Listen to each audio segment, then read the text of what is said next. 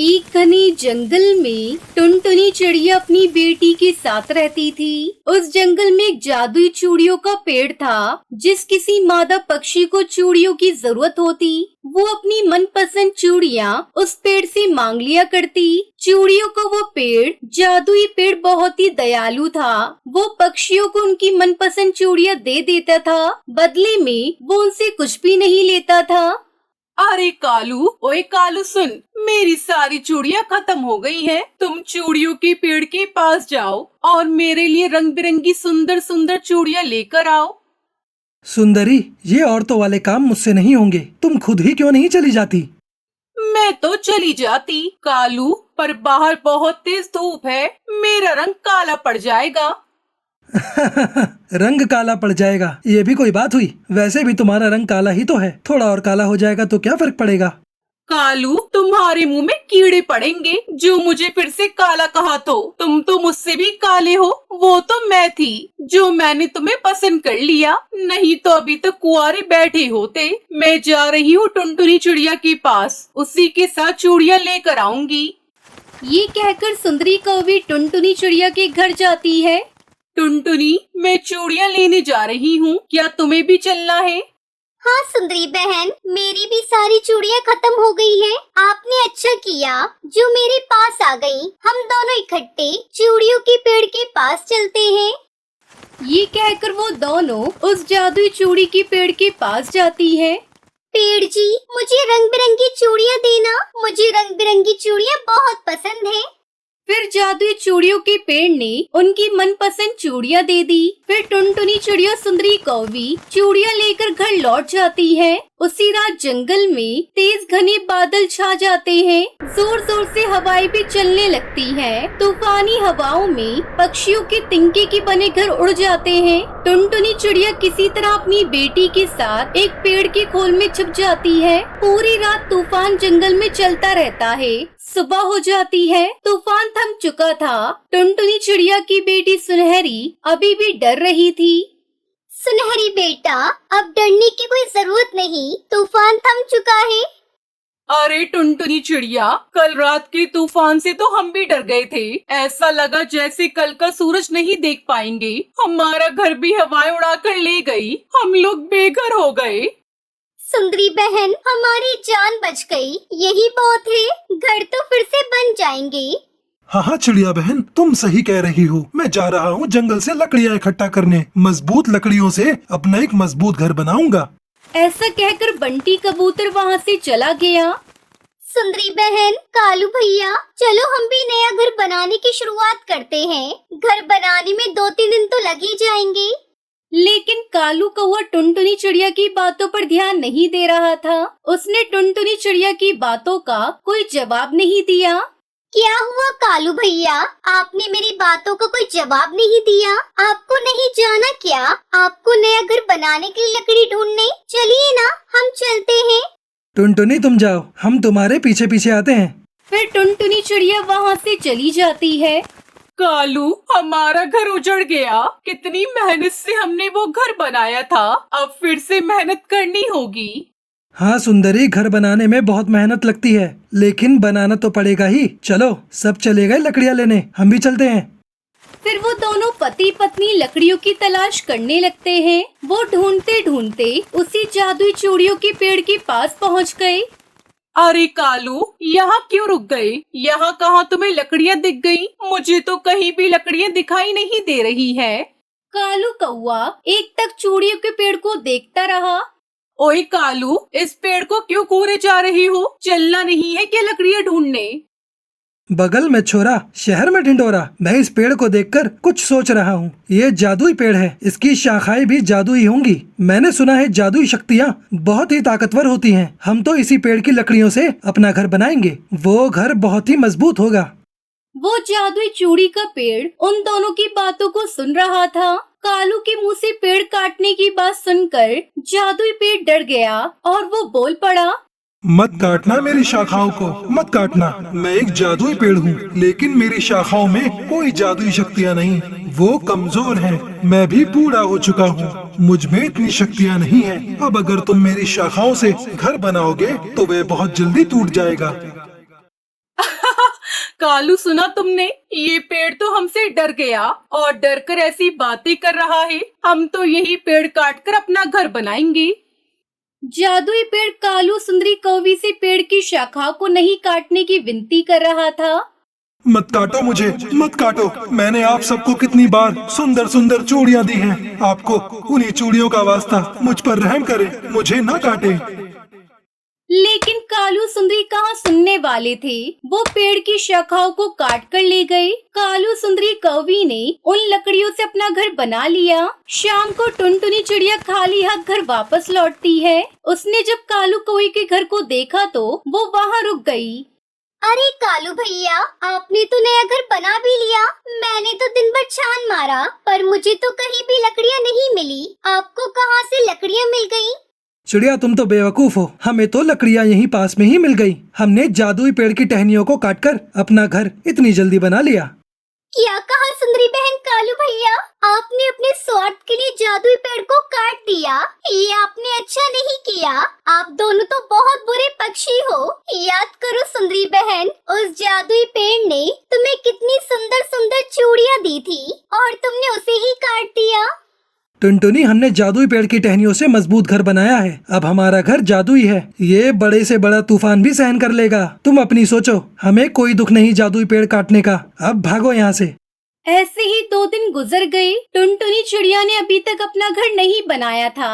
अचानक से एक रात जंगल में फिर से तूफान आ जाता है। टुनटुनी चिड़िया तेज तूफान में अपनी बेटी को छुपाए जादुई चूड़ियों के पेड़ के पास पहुँचती है। वो पेड़ टुनटुनी चिड़िया से पूछता है, टुनटुनी चिड़िया, इतनी तेज तूफान में तुम अपनी बेटी को लेकर कहाँ जा रही हो? अपने घर के अंदर जाओ। पेड़ भैया, हमारा कोई घर नहीं। पिछले तूफान में मेरा घर उजड़ गया और अभी तक मैं दोबारा घर नहीं बना पाई हूँ। मैं कहाँ जाऊँ पेड़ भैया? मुझे कुछ भी समझ में नहीं आ रहा। टुनटुनी चिड़िया रोए जा रही थी। जादुई पेड़ को टुनटुनी चिड़िया पर दया आ जाती है। फिर वो जादुई पेड़ चूड़ियों से एक जादुई चूड़ियों का घर बना देता है। वो देखकर टुनटुनी चिड़िया बहुत खुश होती है। जादुई चूड़ियों के पेड़, ये चूड़ियों का घर तो बहुत सुंदर है। आपका बहुत बहुत शुक्रिया। टुनटुनी चिड़िया, जल्दी करो, बेटियों को लेकर चूड़ियों के घर के अंदर चली जाओ। तेज बारिश शुरू होने वाली है।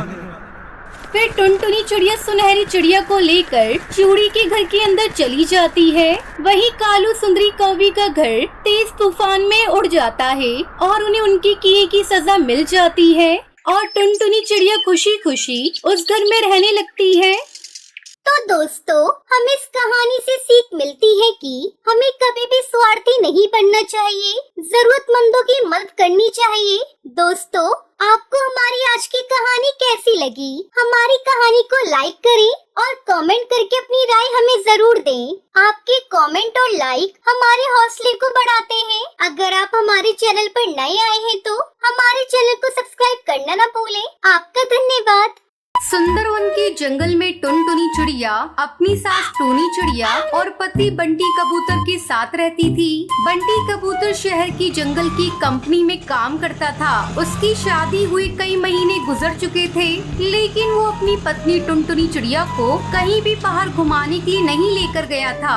एक दिन टुनटुनी चिड़िया अपने पति से कहती है, सुनो जी, शादी के बाद तुम कहीं भी मुझे घुमाने के लिए नहीं लेकर गई। ऐसा करो, तुम हाफ टाइम की छुट्टी लेकर घर आ जाना। आज हम फिल्म देखने चलेंगी।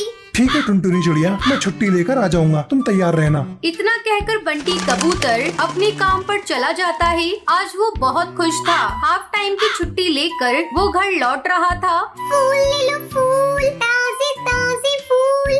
अरे यहाँ तो कितने सुंदर फूल मिल रहे हैं। मैं टुनटुनी चिड़िया के लिए एक फूल खरीद लेता हूँ, वो बहुत खुश होगी। बहन, मुझे एक सुंदर सा फूल देना। ये लीजिए साहब, ये सबसे सुंदर फूल है। आपकी पत्नी इसे देखकर बहुत खुश होगी। फूल लेकर जैसे ही बंटी कबूतर मुड़ता है, एक हवाई मोटर से कुचल देती है। मौके पर ही बंटी कबूतर की मौत हो जाती है। ये दुखद खबर जैसे ही बंटी कबूतर के घर पहुंचती है, वैसे ही बंटी कबूतर के घर में कोहराम मच जाता है।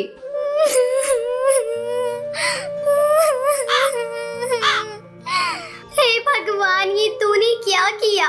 मेरी खुशी तुमसे देखी नहीं गई। अब मैं जीकर क्या करूंगी? तो मुझे भी उठा ले भगवान, मुझे भी उठा ले। तभी उसकी सास टूनी चिड़िया वहाँ आती है। मनहूस, डायन, कुलक्षणी, तेरे ही कारण मेरे बेटे की मौत हुई है। अगर आज तू उससे फिल्म देखने की जाने की जिद नहीं करती तो आज मेरा बेटा जिंदा होता। तूने मुझे बर्बाद कर दिया और अब तू भगवान के सामने बैठकर झूठे आंसू बहा रही है। चल तू निकल मेरे घर से। जब मेरा बेटा ही नहीं रहा तो तू यहाँ रहकर क्या करेगी? माँ जी, इसमें मेरी क्या गलती है? मैंने कभी बंटी कबूतर का बुरा नहीं चाहा। मैं तो ये सब कभी अपने सपने में भी नहीं सोच सकती। मुझे आप घर से मत निकालिए। इस दुनिया में मेरा आपके सिवा कोई नहीं है। मैं कहाँ जाऊंगी?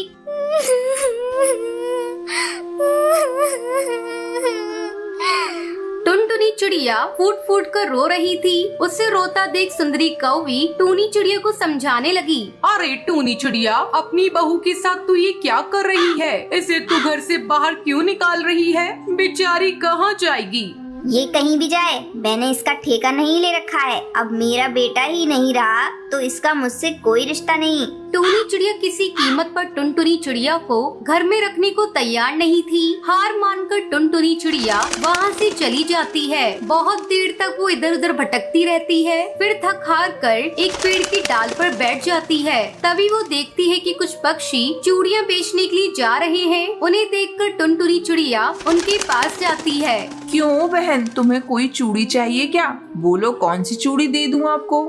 नहीं बहन, मुझे कोई चूड़ी नहीं चाहिए। मैं एक अनाथ विधवा बेसहारा चिड़िया हूँ और मैं भी तुम्हारी तरह चूड़ियाँ बेचना चाहती हूँ। क्या तुम मुझे भी चूड़ी बेचने का काम दिलवा सकती हो? हाँ हाँ बहन, क्यों नहीं। कल तुम मेरे साथ चलना, मैं तुम्हें चूड़ियाँ दिलवा दूंगी। फिर तुम उसे आराम से बेच सकती हो। अगले दिन से टुनटुनी चिड़िया चूड़ी बेचने का काम करने लगती है। वो घर घर जाकर चूड़ी बेचने का काम करने लगी। इस तरह कई दिन गुजर गए। एक दिन जब वो चूड़ी बेच रही थी तब वो देखती है कि टूनी चिड़िया भीख मांग रही है। टुनटुनी चिड़िया जल्दी से टूनी चिड़िया के पास जाती है। माँ जी, आप ये क्या कर रही है? मेरे होते हुए आप भीख नहीं मांग सकती। मुझे माफ कर दे बहू, मैंने तेरे साथ बहुत बुरा किया। तेरे जाने के बाद मुझे अकेला पाकर कड़कनाथ सेठ ने घर पर कब्जा कर लिया। उठिए माँ जी, आज से आप मेरे साथ मेरे घोंसले में रहेंगी। मैं चूड़ियाँ बेचकर इतना पैसा कमा लेती हूँ कि आपका बोझ मैं उठा सकती हूँ। नहीं बहू, मैं तेरे साथ नहीं चल सकती। मैंने तेरे साथ बहुत अन्याय किया है। अब किस मुंह से तेरे घर चलूं?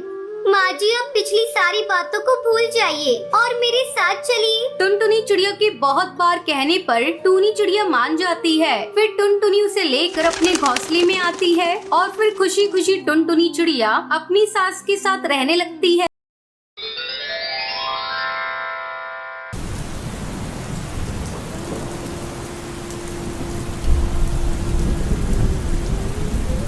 हिंदुस्तान में एक छोटा सा जंगल था। उस जंगल में टुनटुनी चिड़िया अपने माता पिता के साथ रहती थी। टुनटुनी की माँ टूनी चिड़िया चूड़ी बेचा करती थी और उसका पिता मजदूरी किया करता था। एक दिन टुनटुनी की मौसी उसके घर आती है।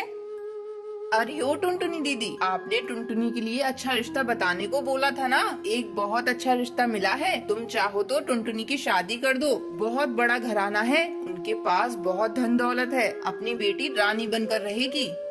लेकिन बबली बहन, उनका काम क्या है? क्या है? किस खानदान से हैं? तब तक आप लोग कमेंट पे बताएं 78 into 1 कितने होते हैं। काम की तो मत पूछो दीदी, उनके एक काम हो तो बताऊं, सैकड़ों काम हैं। तुम ज्यादा मत सोचो, बस टुनटुनी की शादी की तैयारी शुरू कर दो। अपनी टुनटुनी के तो भाग खुल गए जो इतने बड़े रईसों के घर जा रही है। जल्दी टुनटुनी और कालू कौवे की शादी हो जाती है। शादी के अगले दिन टुनटुनी के साथ सुंदरी कौवी उसे आवाज लगाती है। अरे ओ महारानी, कितनी देर तक सोती रहेगी? सवेरा हो गया है, जल्दी से उठकर चाय नाश्ता बना कर ला। माँ जी, अभी बना कर लाती हूँ। तू कान खोलकर सुन ले, इस घर में तेरी हैसियत एक नौकरानी की है। सुबह उठकर अपने काम पर लग जाया कर। माँ जी, कल रात से कालू जी घर नहीं आए हैं। कहाँ है वो? दिखाई नहीं दे रहे हैं। तुझे उससे क्या मतलब? मेरा बेटा मॉडर्न है, मना रहा होगा कहीं अपने दोस्तों के साथ पार्टी। तुझे उसकी चिंता करने की कोई जरूरत नहीं। जब उसकी मर्जी होगी वो घर आ जाएगा। उसकी चिंता करने के लिए मैं अभी जिंदा हूँ। माँ जी, कैसी बातें कर रही हैं? मैं उनकी पत्नी हूँ, उनकी चिंता मुझे होगी ना। मैंने तुझसे चाय नाश्ता बनाने को बोला था, जा जल्दी से बना कर ला। कल ही तो इस घर में आई है, अभी से हुक्म चलाना शुरू कर दिया। दुखी मन से टुनटुनी रसोई में चाय बनाने चली जाती है। रात को कालू शराब के नशे में धुत घर लौटता है। ये क्या कालू जी, आपने शराब पी रखी है? आपके मुंह से बदबू आ रही है। माँ, किस गवार से आपने मेरी शादी करा दी है? क्यों रे करमजली, तू मेरे बेटे से इस तरह से बात करेगी? तुझे कितनी बार बताना पड़ेगा कि तू इस घर में एक नौकरानी से बढ़कर कुछ भी नहीं। चल हट यहाँ से, मैं अपने बेटे को उसके कमरे में ले जाती हूँ।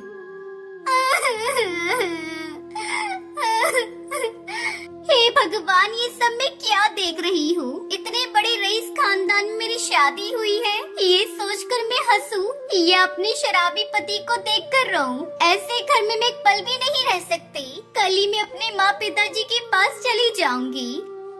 अगले दिन ही टुनटुनी अपने मायके लौट आती है और सारी बात अपने माता पिता को बताती है। उसकी बातें सुनकर टुनटुनी की माँ उससे कहती है, बिटिया, अब तेरी शादी हो चुकी है, जैसा भी है अब वो तेरा ससुराल है। तेरे पिताजी कल तुझे लेकर ससुराल जाएंगे और तेरी इस गलती की माफी मांग लेंगे।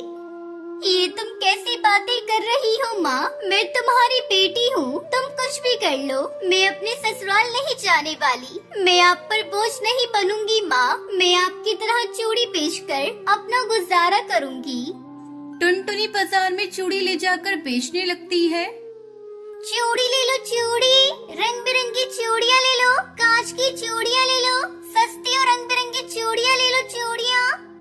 टुनटुनी को बाजार में चूड़ियाँ बेचते देखकर उसकी पड़ोसन हरिया काकी उससे कहती है, तेरे साथ बहुत बुरा हुआ टुनटुनी। तेरी माँ ने जल्दबाजी में तेरी शादी कर दी। उन्हें उस घर के बारे में पता करना चाहिए था। तूने बहुत अच्छा किया जो अपनी मायके चली आई। हाँ काकी, उस घर में घुट घुट कर मरने से अच्छा है कि मैं अपनी जिंदगी अपने तरीके से जीऊं, ना कि किसी की गुलामी कर कर। इस तरह टुनटुनी चढ़िया चूड़ी बेचकर खुशी खुशी रहने लगी।